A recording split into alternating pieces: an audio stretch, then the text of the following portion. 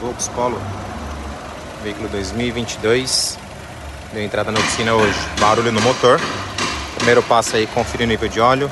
O nível de óleo está dentro do esperado. Estamos com a ferramenta aqui, ó, acompanhando o tempo de teste do veículo aí, para a gente ver a condição de pressão final desse motor, ok? Logo mais tem vídeo dessa nave aí funcionando em perfeitas condições. Chama, reparação automotiva Sonic na área, valeu!